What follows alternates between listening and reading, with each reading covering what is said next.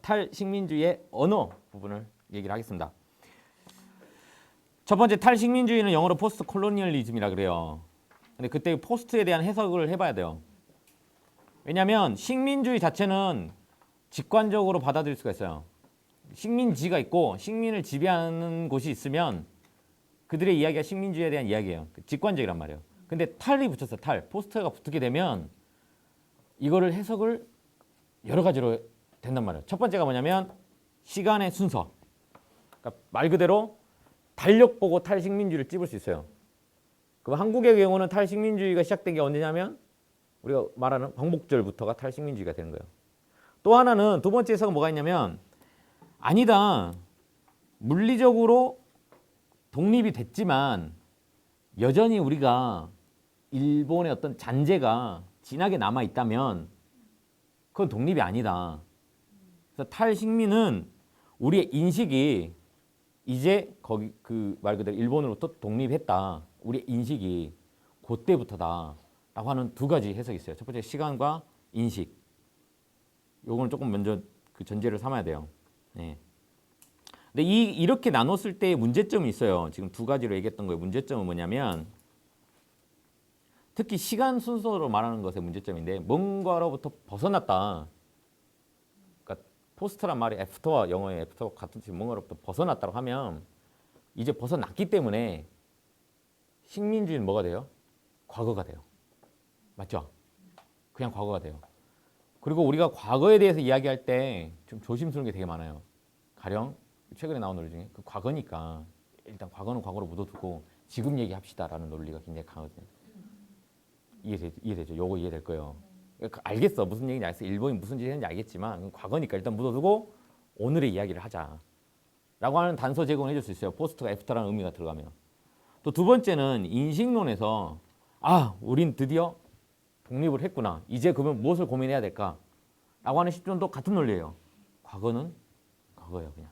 그렇게 되는 그 단점이 있어요. 그래서 포스트가 가지고 있는 의미가 정확하게 그러면 우리한테는 뭘 의미하는가 이거에 대한 좀 치밀한 고민이 없으면 그럼 되게 단순한 모순에 아까 말씀드렸던 모순에 빠질 수 있는 위험이 있습니다. 그래서 그 탈식민주의 또 하나는 그 포스트 콜로니얼리즘이라고 하는 그 영어 발음상 그냥 콜로니얼리즘 하면은 세 보이잖아요. 포스트가 붙으면 어떻게 뭔가 하나 지나간 것 같아서 정치적으로는 발언하기가 좀 쉽죠. 이렇게 이름 붙인 사람도 있어요. 식민주의, 그 다음에 네오를 붙이게 돼요. 네오가 새롭다는 이유고 대부분 네오가 붙은 거는 아까 말했던 애프터의 의미가 약 포함되어 있거든요. 그러니까 포스트라는 접두어하고 네오라고 하는 접두어가 공통의 의미가 좀 있어요. 그래서 네오 콜로니얼리즘 하면 어때요? 우리말로 하면 신식민주의가 돼요. 그래서 일본은 한국의 그 외교 정책이 신식민주의에 기반한다 이렇게 얘기를 하면 정치적으로 민감하잖아요. 이게 중요해요. 그래서 포스트라는 용어가 각광받고 사랑받는 이유가 정치적인 민감성 부분을 좀 피해가기 위한 것도 있어요. 그런 지점도 있는 거야. 그래서 왜 그러면 이렇게 그 해석이 막 분분한가? 이게 잘 봐야 돼요. 해석이 이렇게 분분할 수밖에 없냐? 이거는 역설적으로 아직 우리 인류의 식민주의 그 시절의 잔재가 남아있기 때문에 그거에 대한 해석이 여러 가지 나오는 거예요. 만약에 식민지 우리 지금 뭐 고조선 이야기 안 하잖아요. 당군 때문에 이 나라 이 모양이다 이런 얘기 안 하잖아요 지금. 맞잖아요. 뭐 가끔 그 페이스북 보면은 고조선이 북쪽을 지배해가지고 한국은 거의 막 이런 이상한 논리만 내는 역사 스토리들이 있던데 되게 그럴싸해가지고 속을 뻔했는데 안 하잖아요 지금. 신라 시대 무엇 때문에 안 하잖아요 우리가 지금 그 얘기를 하잖아요. 똑같단 말이에요. 콜로니즘에 대한 이야기를 안 하게 되는 게 그거에 대해 완전히 뭐랄까요 이제 뭔가 정서적으로 뭔가 완전히 해소되면 포스트의 의미가 뭘까 이런 얘기 안 한단 말이에요. 그리고 완전 그 묵은 학자들이 책을 쓰기 위해 때만 열어보는 그런 아이디어가 될 거예요. 근데 뒤집으면 지금도 여전히 식민이라고 하는 그게 진하다는 거. 그렇기 때문에 개발협력에서 식민 이야기를 안 할 수가 없다라는 게 이제 그렇게 연결되는 거예요. 그리고 그 저희가 저번 스터디 끝나고 이번 주 스터디 2주 사이에 되게 충격적인 사진 봤을 거예요. 시리아의 한 아이의 사진인데 딱 그거 봤을 때 사람들이 난민 이야기 되게 초점 맞췄었고 또 하나는 전쟁으로 갔거든요. 난민과 전쟁에 대한 스토리를 맞췄었는데 여전히 언론과 대다수의 SNS에 그거에 대한 이야기를 하는 사람들이 시리아 식민 얘기를 안 했어요. 왜냐하면 시리아 독립 과정 자체가 프랑스의 임의적으로 프랑스가 영토를 쪼개서 독립을 시켰는데 영토를 쪼갰을 때 민족이 세 갈래 네 갈래로 갈라버렸거든요. 가령 한민족이면 자기네들이 생각할 때 우리는 한민족이야라고 뭐 종교적인 거라든 뭐든 한민족이면 한 영토 안에서 살게 하면은 좀 스토리가 좀 상식적으로 맞죠? 이해되잖아요. 그걸 임의적으로 쪼갠 거예요. 그 보도를 가를 때 민족이 한 세 민족이 이렇게 나눠서 살고 있는데 그 사이를 이렇게 교묘하게 자른 거죠. 그러니까는 나는 저 국경 넘어가서 살고 싶은데 왜냐면 내 친척도 다 저기 있는데 우리 6.25 똑같아요. 분단하고 내 친척 저기 다 살고 난 저기 가서 살고 싶은데 쫄렸단 말이에요. 그 이후에 공산주의 같은 이 스토리가 위에서 시리아 예전에 러시아랑 좀 친했거든요. 소련이죠. 소련과 친했잖아요.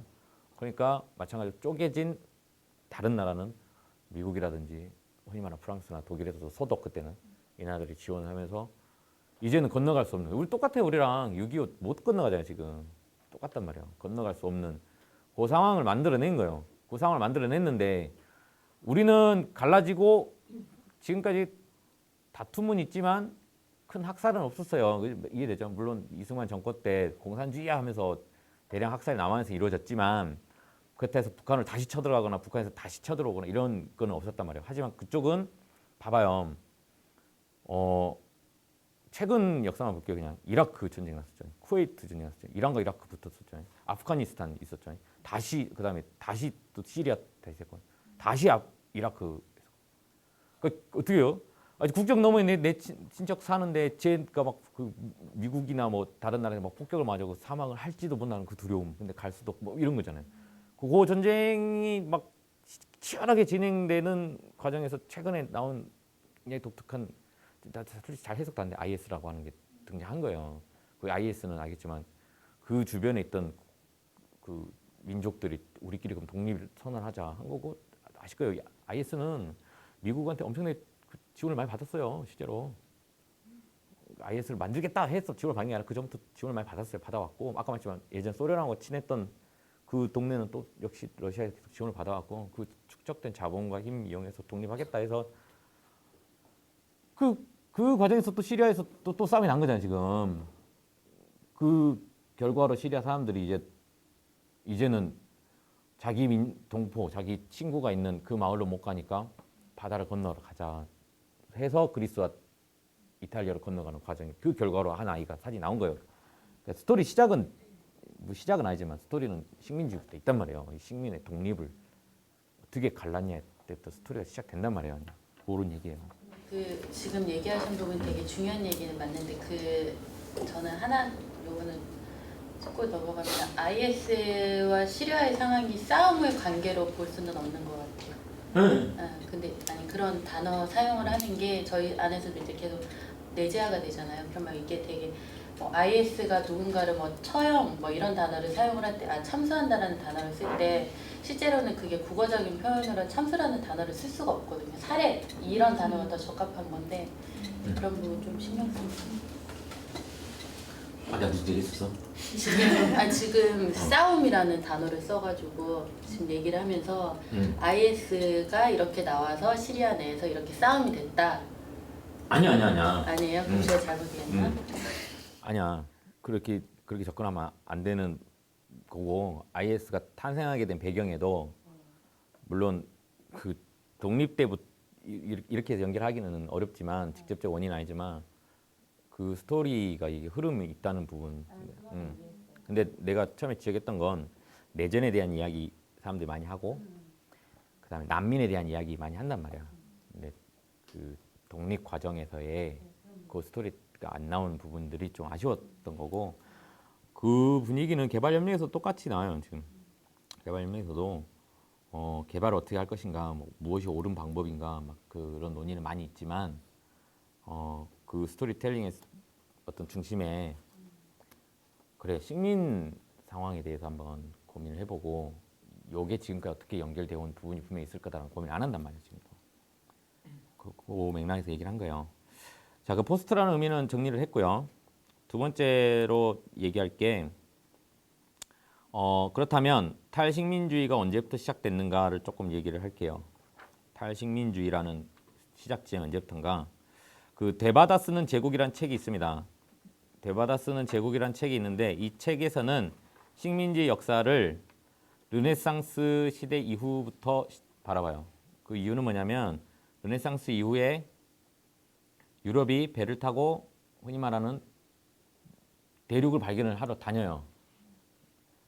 그 대륙 발견하면 그냥 놔뒀던 게 아니라 뭘 했냐면 그 식민지로 그때는 이제 식민지라는 표현이 있었는지 좀 확인해봐야 될 것 같은데 여하튼 그 자기네 땅이라고 발견했으니까 자기네 땅이라고 했고 원주민들과 다툼이 있었어요. 그죠? 아마 유일하게 안 싸운 나라가 뉴질랜드일 거예요. 뉴질랜드는 그 뉴질랜드의 마우리라고 하는 추장이 백인이 오길래 우리 협약하자. 굉장히 근대적인 민주. 협약하자에서 와이탕이 조약이라는 게 있거든요. 그 와이탕이라는 마을에서 종이를 놓고 사인해. 사인하니까 마우리가 백인들한테 그럼 너 여기 살고 대신 여긴 내가 살 거야. 그래서 싸움이 한 번 더. 나머지는 어때요? 알잖아요. 어떻게 되는지. 그래서 그때부터 사실은 식민이 시작됐기 때문에 이 식민에서 벗어나려고 하는 탈식민에 대한 이야기가 시작됐다라고 보는 스토리가 하나 있고요. 또 하나는 두 번째는 이거는 조금 이제 서구를 중심으로 바라보는 건데요. 굉장히 서구적인 건데 그 푸코 이야기와 좀 비슷해요. 탈구조주의라고 하잖아요. 우리가 탈구조주의라고 하는데 탈구조주의는 중심과 주변을 해체하는 거잖아요. 그래서 봤을 거예요. 그리고 저번에 푸코 얘기가 봤을 때지 중심 이론은 없어요. 에피스테메라 갖고 각 시대별로 이렇게 쪼개지잖아요. 그 지역별로 쪼개지잖아요.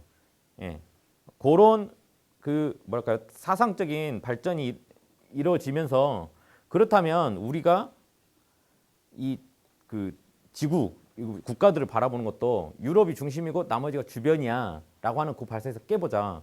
뒤집으면 어떻게 돼요? 그러면 아프리카는 아프리카 사람들이 그들만의 어떤 논리를 가지고 그들만의 스토리가 있을 거야. 라는 발상이 시작되면서부터 탈식민지가 시작됐을 거다, 된 거다라고 얘기하는 그런 입장도 있습니다. 근데 이것도 굉장히 유럽 중심이죠. 자기네들이 사유하는 방식을 그냥 사유에서만 머무는 게 아니라 역사에 적용을 시켜본 거예요. 그냥 적용을 시켜봤더니 얘 이런 재밌는 논리가 나온다. 말 그대로 그 엘리트들이 가지고 있는 지적 유희라고 하잖아요. 재밌는 막 용어 만들기 같은 것처럼 공식 만들기와 같이 이런 공식이 도입해보니까 아프리카는 굉장히 잘 어울리네. 요 방식이 있습니다. 예. 그다음에 또 하나가 뭐였냐면요. 저는 이 얘기가 굉장히 좀 세게 와닿았는데요. 그 제3세계라는 말 있는 것처럼 제1세계, 제2세계가 있을 거 아니에요. 근데 제2세계가 독립하면서 사라졌잖아요. 그럼 뭐가 남아요? 제1세계 남아있고요. 제2세계가 어디로 가요? 제3세계가 되잖아요. 맞잖아요. 물론 제2세계가 다 3세계 되는 건 아니지만 여하튼 2세계가 사라지니까 3이 등장한 건 맞아요. 그러니까 이 세계 그 국가가 3이 된 게 아니라 이 개념이 사라지면서 3이라는 게 등장하게 돼요. 그러면 그 전에 세계를 설명할 때는 1과 2의 대립. 그래서 뭐 이건 이념적인 대립 이런 걸 설명하고 이 이념이 어떻게 발전했는지 이런 스토리텔링이 가능했는데 갑자기 2가 사라진 거예요. 그냥 어떻게 설명할 거냐? 그 3세계 나왔는데 3세계 어떻게 설명할 거냐? 그 3세계를 그 전에 1, 2가 재편됐던 그 질서 속으로 재편을 다시 해야 되는 거예요. 1, 2를 설명해 왔던 그 논리로 3세계 등장을 설명을 해야 되는 거예요. 3세계의 특징은 뭐예요? 근데 대부분이 식민을 경험했던 나라들인 거예요. 그래서 포스트 콜로니얼리즘을 라는 이론을 가지고 설명을 해봤더니 설명이 되네. 요 관점이 있습니다. 이중에 막스주의자들이 설명하는 방식입니다.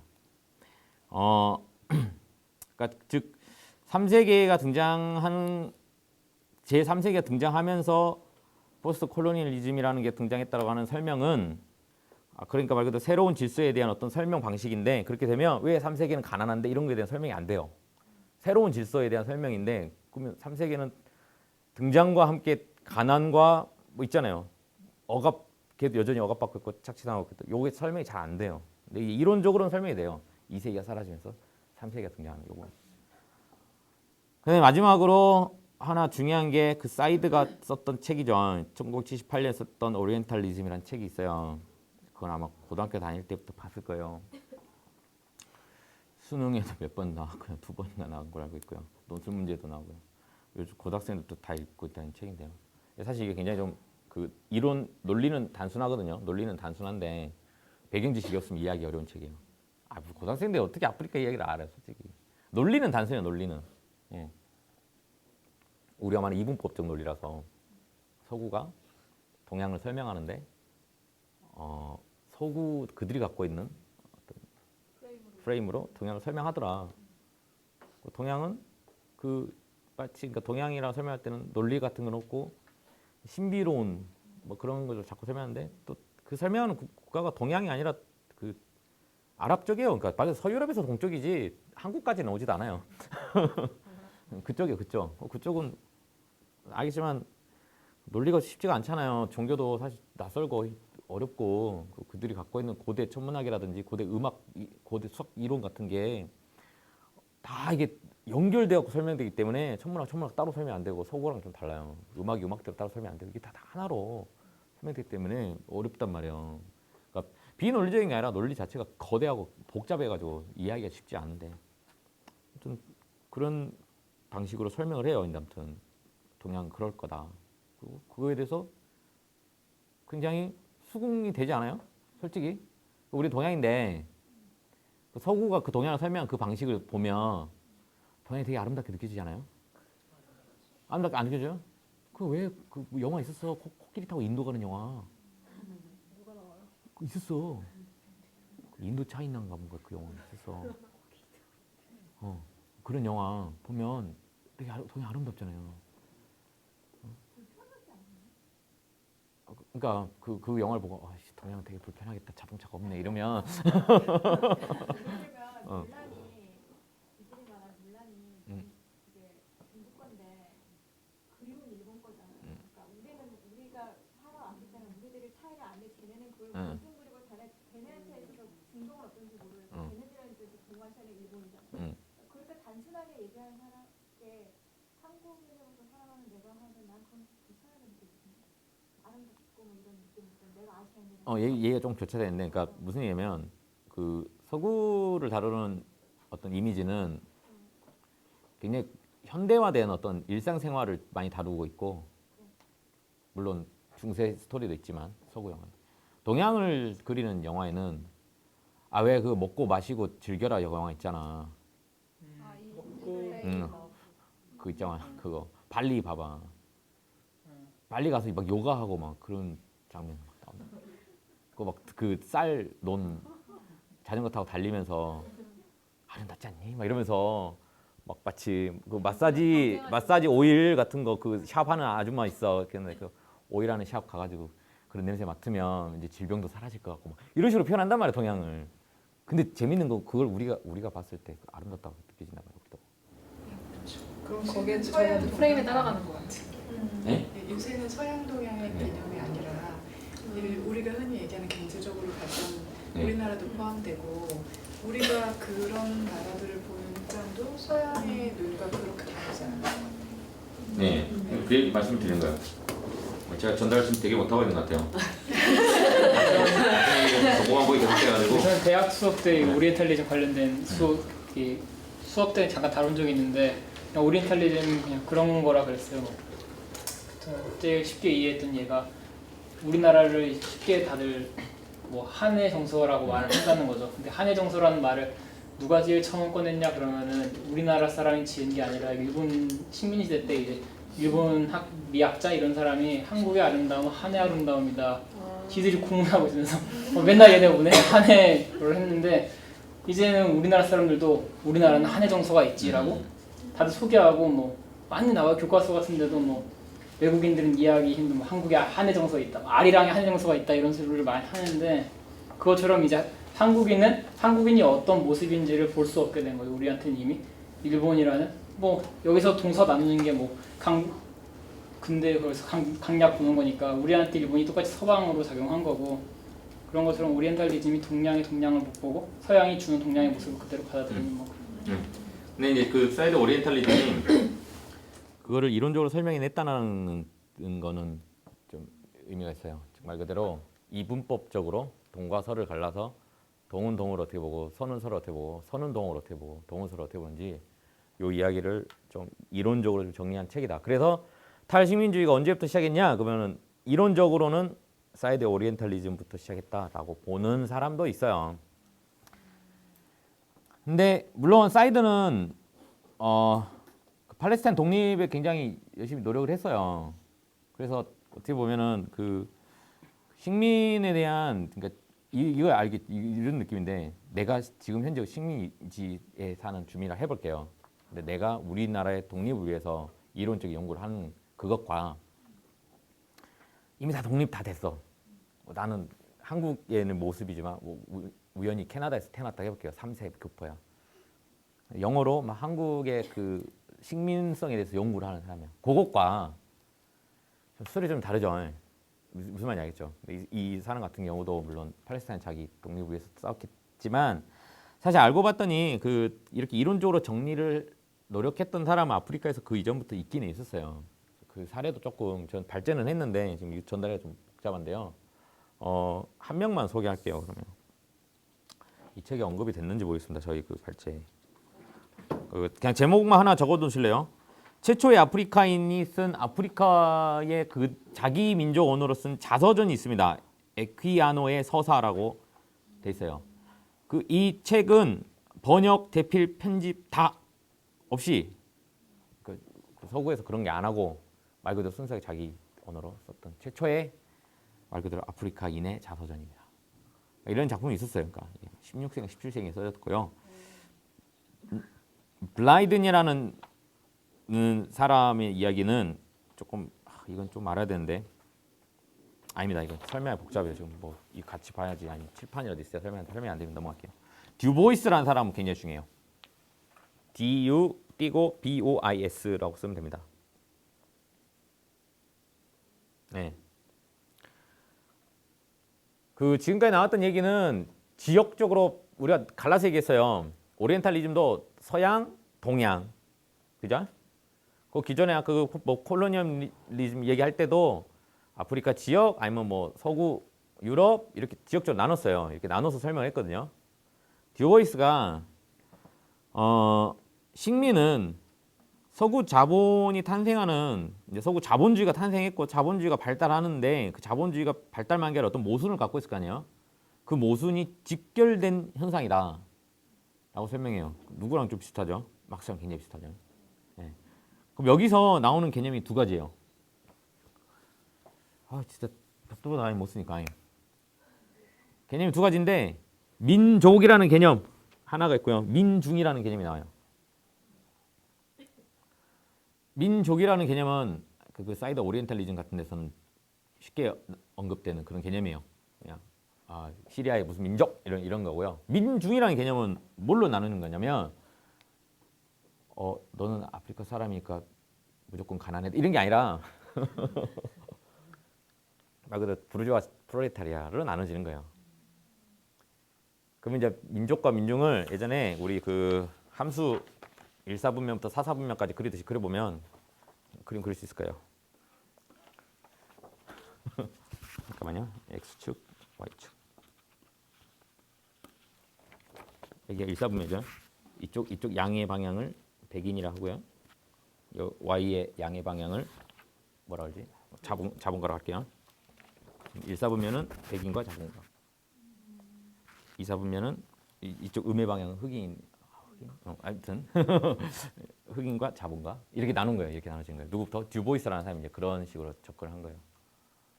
이해되실까요?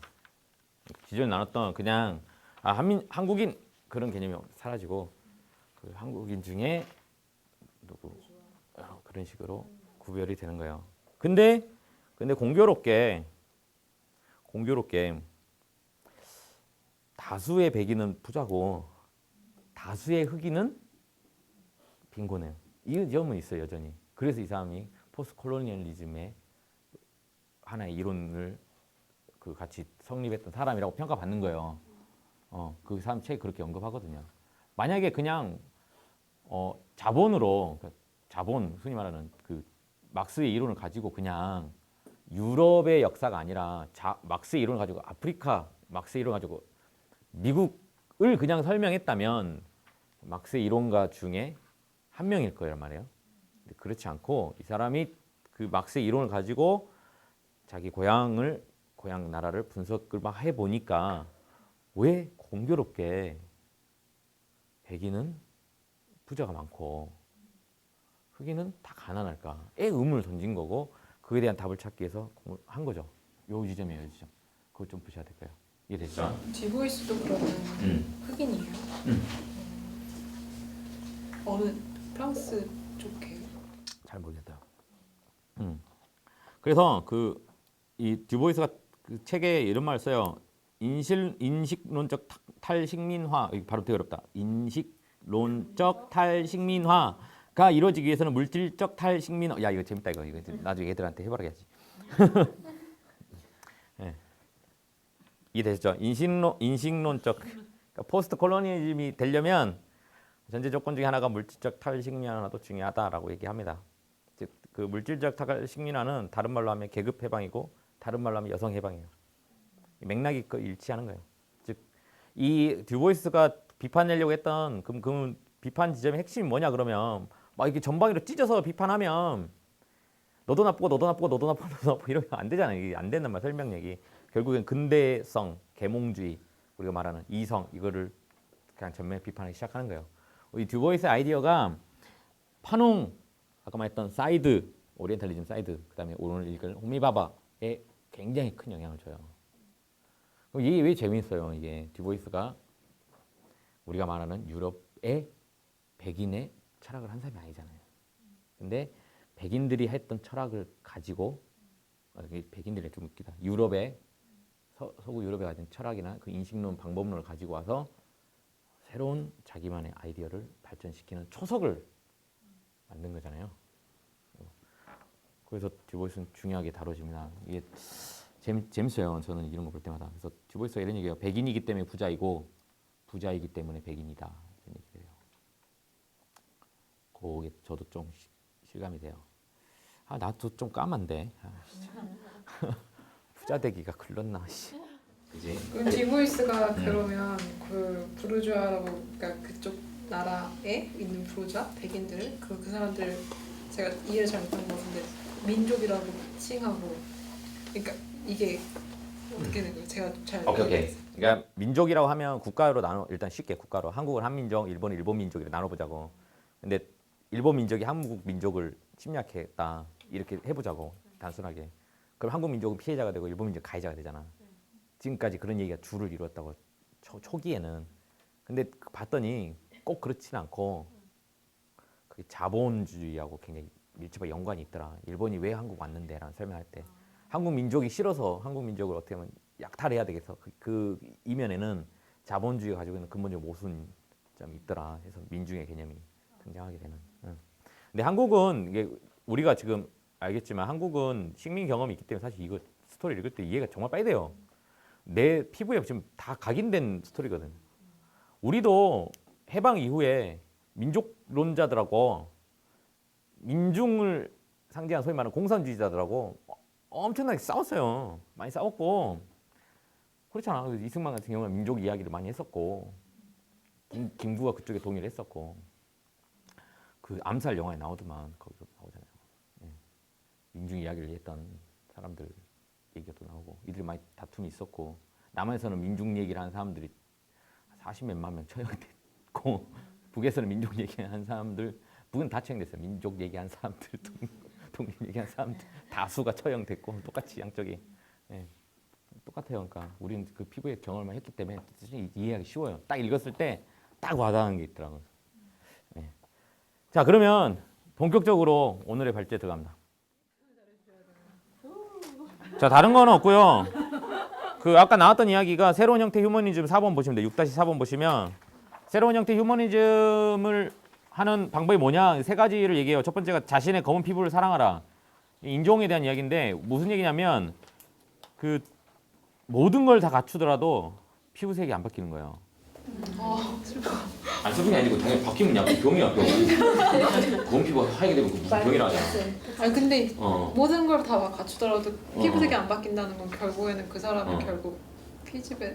그치 결국 분리되는 거지. 그러니까. 그 얘기를 하는 거야. 결국 분리되는 거지. 내가 교포 3대 한국말도 모르고 한국에 어디 있는지도 몰라. 근데 사람들은 나를 Where are you from? 이렇게 물어본단 말이야. 그러니까 말했듯이 피부색 바뀐 거 아니야?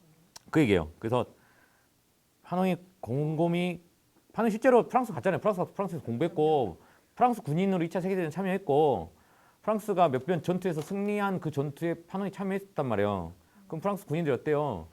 승리의 기쁨이 있는데 그 순간에 뭘 느낀 거예요? 파농은 너 여기 왜 있어? 이런 거예요. 그러니까 같이 싸웠는데 그 파농이 그런 거예요. 나 군인이잖아. 너네가 똑같은 군인이잖아. 그 사람들이 너 어디 나라에서 왔니? 야, 이렇게 되는 거예요. 그래서 내가 프랑스에서 공부도 하고 프랑스어도 잘하고 실제 파농의 엄마가 프랑스 부인이잖아요. 우리 엄마 나라 왔는데 피부색이 좀 다르다는 이유로 그 승리의 그 순간에 배제된 거죠. 배제. 그 서구 휴머니즘은 그래서 파농이 그런 얘기도 서구가 갖고 있는 인권 혹은 휴머니즘에는 배제의 논리가 굉장히 강하게 있다라는 얘기를 해요. 실제로 휴머니즘 자체가 배제의 논리가 굉장히 강하게 있거든요. 인간이 어떻게 그럴 수 있어라는 그런 표현 속에는 다 그런 게 포함된 건데 여하튼 그래서 파농이 그때 깨달은 거예요. 나는 고국으로 갈란다. 고국으로 왔더니 두 번째가 식민지 교육 거부하는데 특히 프랑스어 교육을 거부하자라는 얘기가 있는데 이게 무슨 얘기냐면 고국으로 돌아왔더니 어떤 문제가 생겼냐면 그 언어 문제는 제가 7번에 언어가 중요하게 따로 빼긴 했는데 이거는 그 여러분들 중에 아마 그 중에는 영어 때문에 좀 어렸을 때 고생해본 사람은 이 얘기가 좀 확 와닿을 거예요. 영어로는 단어를 하는데 한국말을 모르는 게 있어요. 그게 컵 이런 거 말고 이거는 그냥 한국 외래어라고 상용되는 거 그거 말고요. 컴퓨터 한국말 뭐라 하는데 그러면 그런 거 말고 영어로는 설명을 할 수 있겠는데 한국어로 뭐라고 해야 될지 되게 형용사 같은 거 동사 같은 거 이런 게 있어요. 키치하다. 키치하다. 시크하다. 그런 부분을 잘 캐치해야 돼 그런 부분. 약간 몇 가지 있어요. 그런 게 몇 가지. 근데 그건 약간 상용적인 건 좀 덜 심한데 진짜 심한 부분이 있을 거예요. 지금 막상 예음이 안 떠오르는데 아마 그렇게 표현하는 사람을 만나본 적 있어요. 그 뭐지 동사를 영어로 쓰고 하다라는 말을 또 붙여. 그래서 그 영어권 사람이면 그래 그거를 하다가 뭔 말일까 아마 이렇게 될 거예요. 예, 무슨 얘기 알겠죠? 동명사로 써줘야 되는데 그럴 거면 그러던 사람 없단 말이에요 한국에서. 예. 이해되시죠?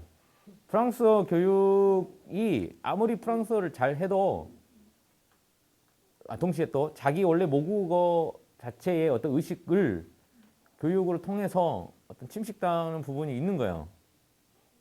그리고 이게 가장 한국 사회에서 가장 뚜렷하게 드러나는 건 국어 문법 설명을 유럽의 문법 그 설명 역사 그걸 그대로 차용해 가지고 우리의 한국어 문법을 지금 설명하거든요, 지금.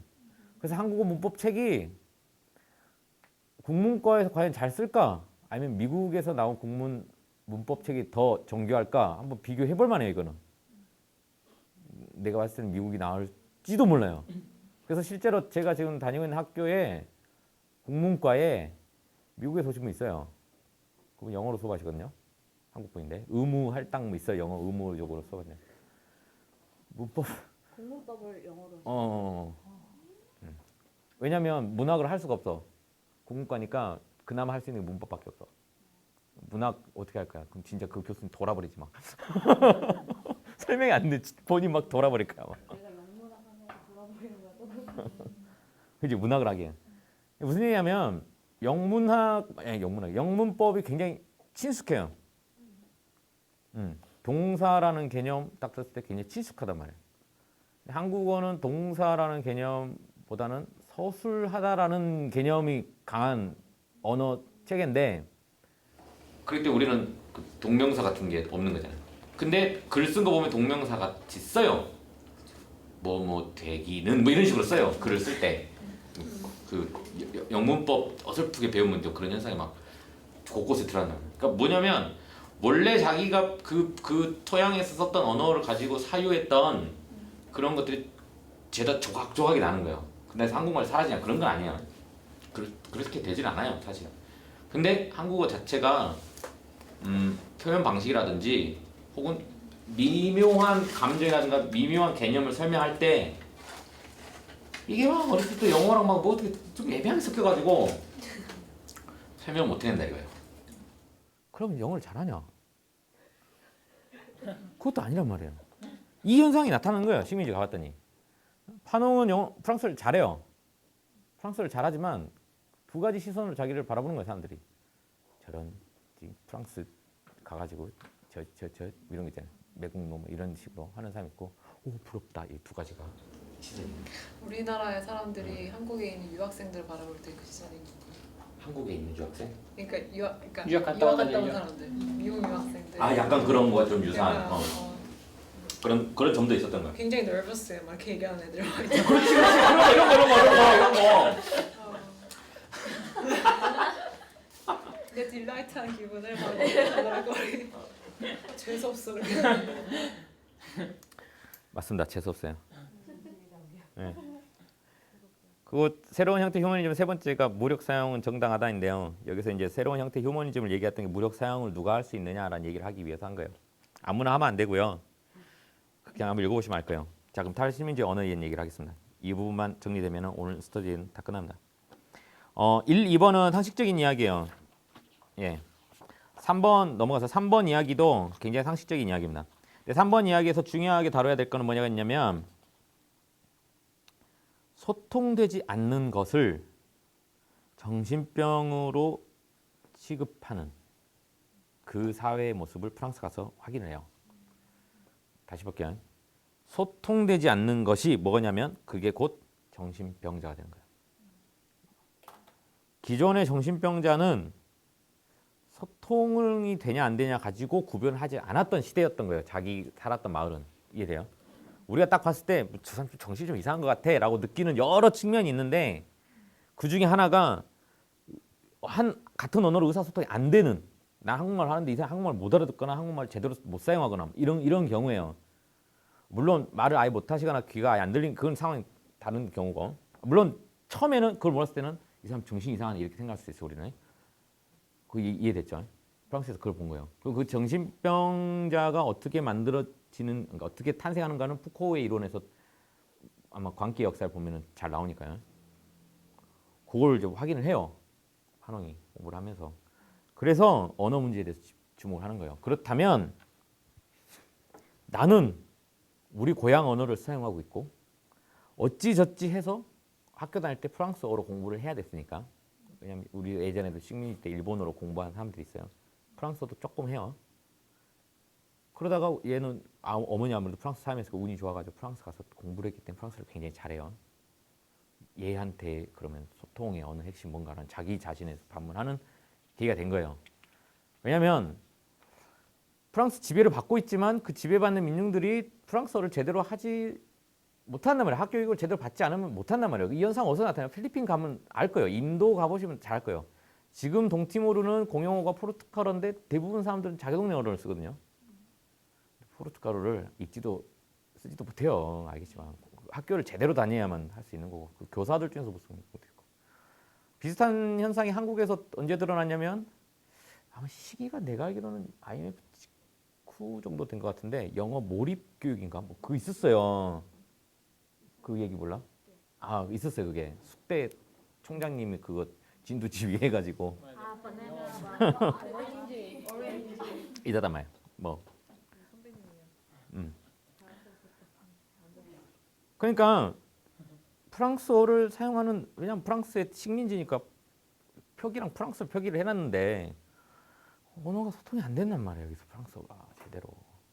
그리고 나는 프랑스를 아주 잘하지만 나는 프랑스 사람 같지는 또 않단 말이에요. 이 딜레마가 있는 거예요. 이 사람한테는. 잘 봐야 돼 이거. 이거는 아마 피부로 경험한 사람이 있으면 아마 금방 이해될 거예요.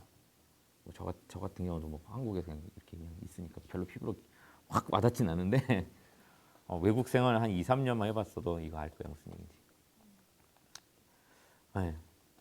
아무튼 그 얘기입니다. 그 언어에 대해서 문제 지적한 거는 그 얘기입니다. 그 뭐 간단한 거니까 쭉 넘어갈게요. 4번도 읽어보면 그냥 아실 거고요. 5번도 매우 단순한 얘기예요. 그냥 쭉 적었거든요. 네. 그 5번에서 나오는 거는 한 가지 설명을 해드릴게요. 이거는 조금 설명해드릴게요. 언어는 물건입니까? 물질성이 있나요? 아니요. 무슨 얘기 알겠죠? 언어가 눈에 안 보이는 데서 물질성 없다 이렇게만 단순하게 말고 언어라는 게 어떤 물질성, 내가 이렇게 소유한다는 점에서 물질성이 있는 거예요. 다시 나는 프랑스어를 할 줄 알아 라는 얘기를 조금 바꿔보면 나는 프랑스어의 문법과 프랑스어의 사유 방식을 소유하고 있어 라는 방식으로 접근할 수 있어요. 요런 표현도 라틴어 표현이에요.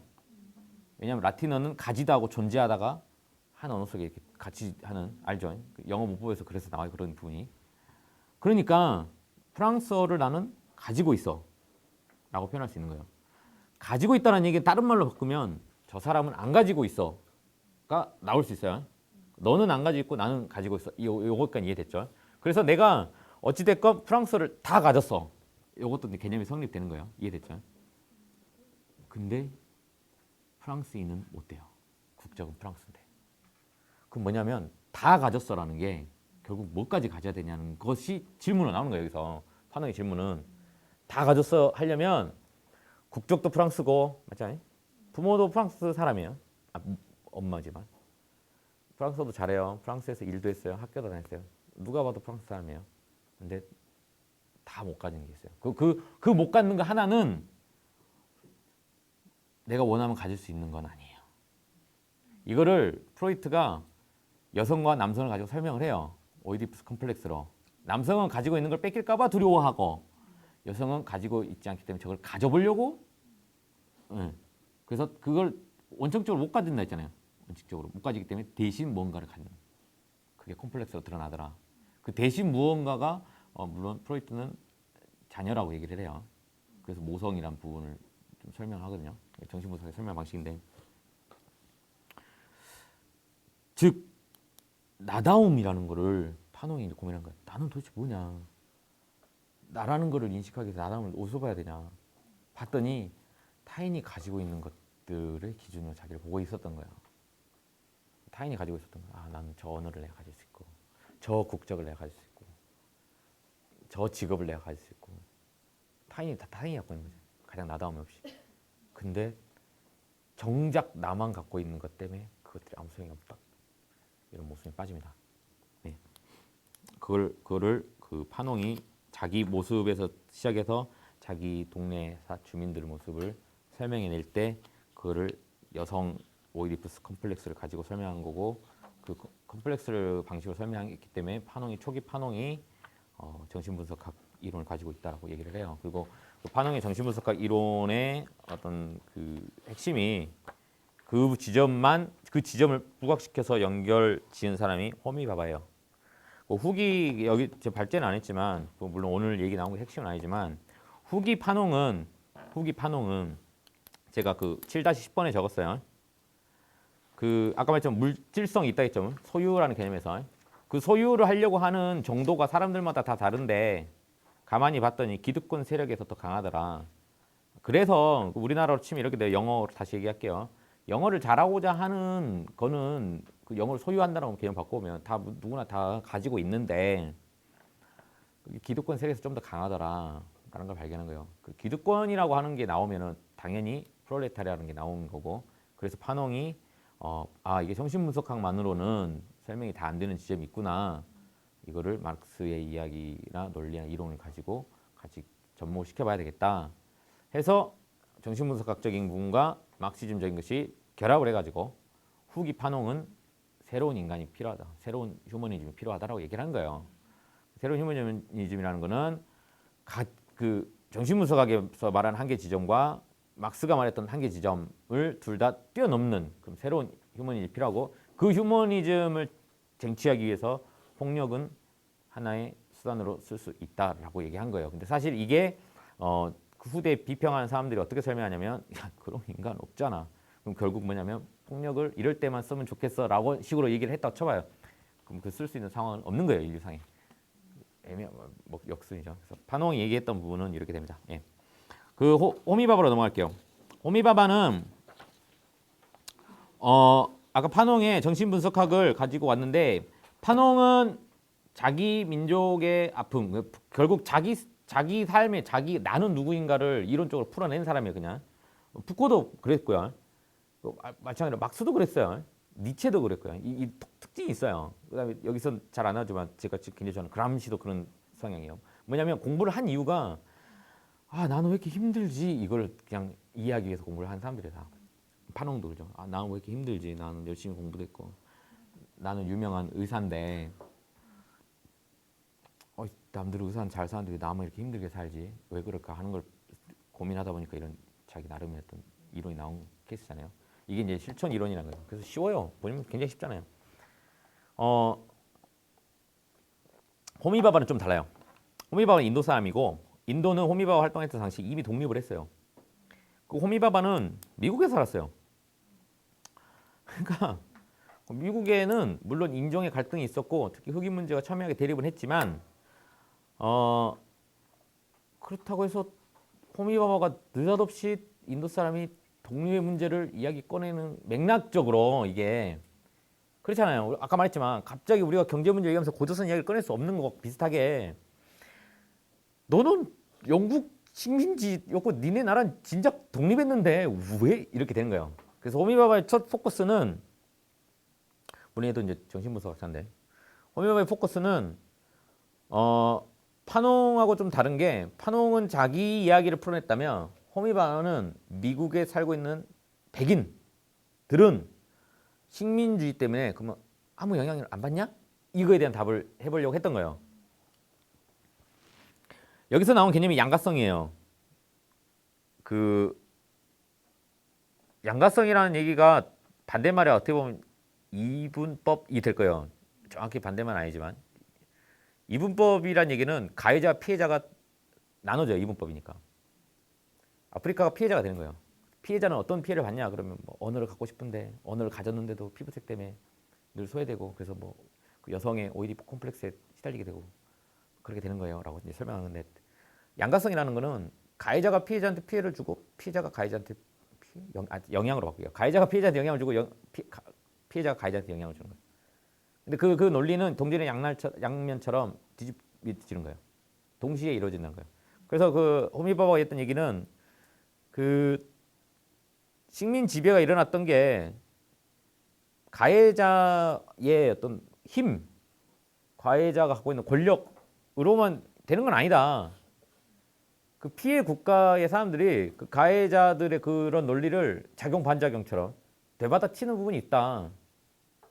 그게 우리나라로 치면은 그 친일 이론가들이에요. 그들이 들어오는 이야기, 그들이 한국으로 들어와서 정보가 하게끔 어떤 논리적, 이성적, 개념적 스토리텔링을 해주는 거예요. 그런 부분이 있다.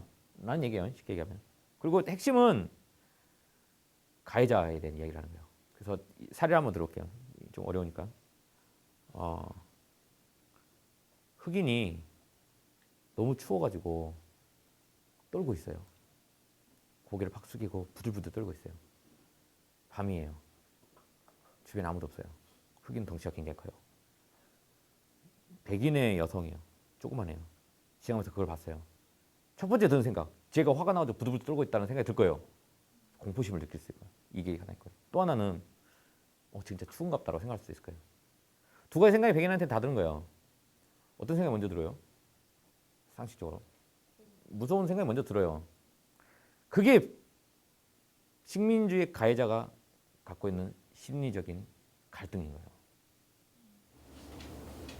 흑인 그거 호비바바가 피해 받는 거라는 거예요? 그 식민지 가해자들이 피해 피해라기보다는 영향이지. 영향. 예, 영향이.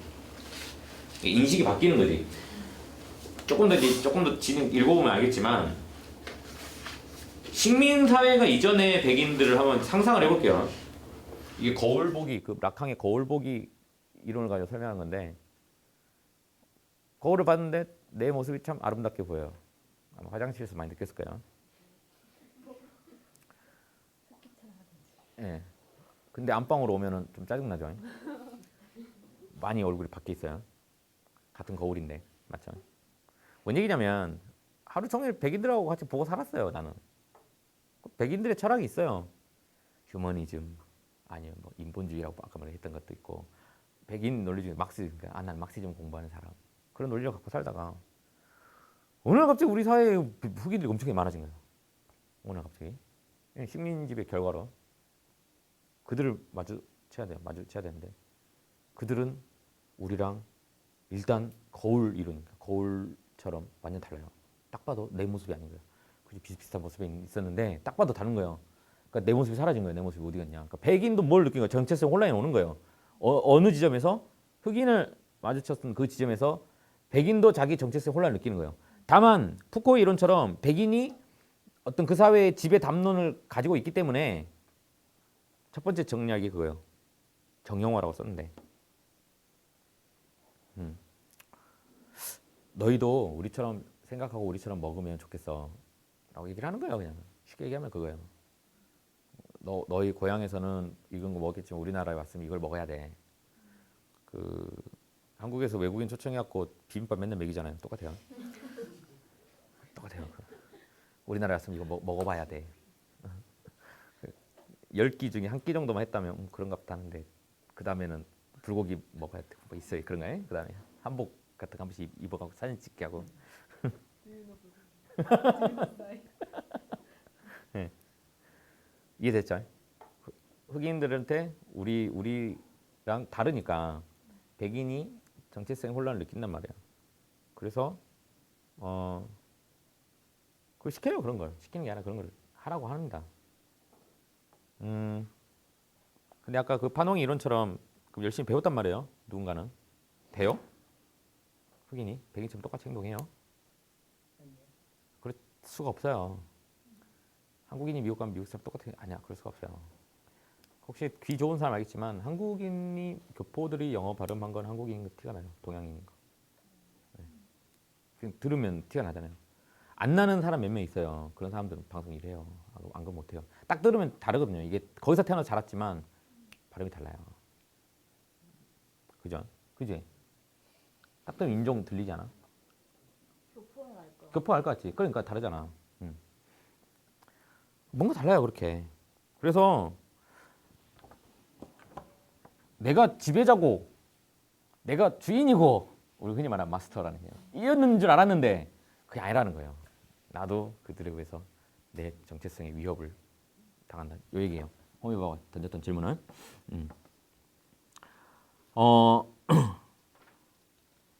그 얘기가 지금 제가 그 사쪽에 정리했던 양가성에서부터 모방까지 얘기를 한 겁니다. 네.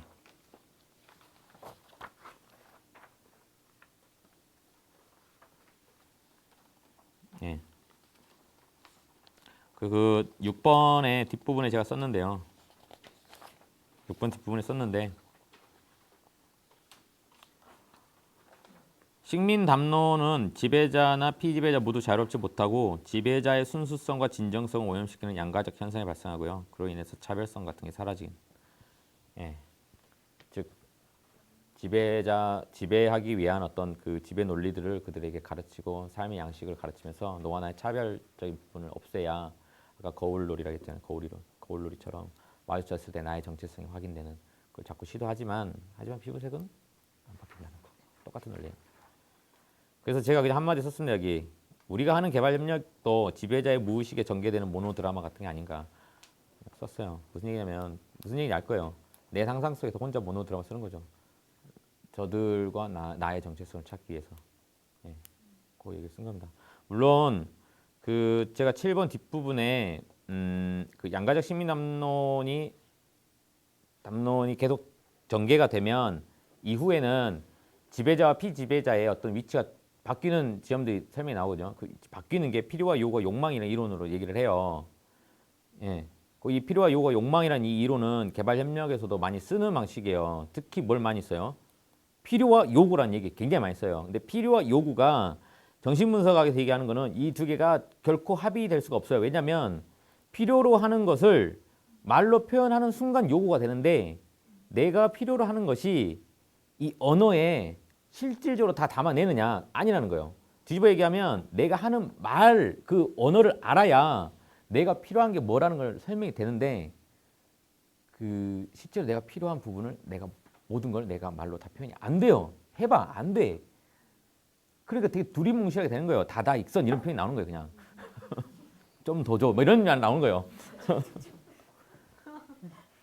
필요와 요구 사이의 간극이 뭘로 자리 잡냐면 욕망으로 자리 잡게 되고 이 욕망이 응축이 되면 그 응축된 욕망이 지배자가 봤을 때는 그들의 욕망으로 보이는 게 아니라 그들의 저항으로 보이게 되고 그 저항은 위협으로 다가오는 거예요. 그 얘기예요. 이건 네. 그래서 개발협력 자체가 그 자체가 지배자가 무의식 혹은 무자로 가로치면 무의식 혹은 의식에 혼자 여기서 이 속에서 전개되고 있는 모노 드라마일 수도 있어요. 그들의 필요, 우리는 그들의 요구를 잘 들어서 그들이 정말 필요한 거, 그들이 주체적으로 하는 걸 주겠다. 그러니까 그렇게 생각하잖아요. 그게 자체가 모노 드라마라는 거예요. 왜?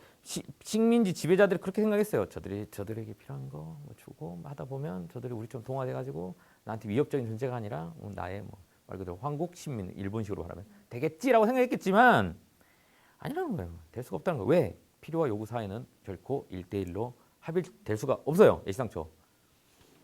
해봐 되는지. 언어가 없는 사이는 되겠지. 그 일본이 문화 통치했을 때 그때 그런 착각을 하고 그렇게 통치를 한 거 아닐까 싶은데. 착각.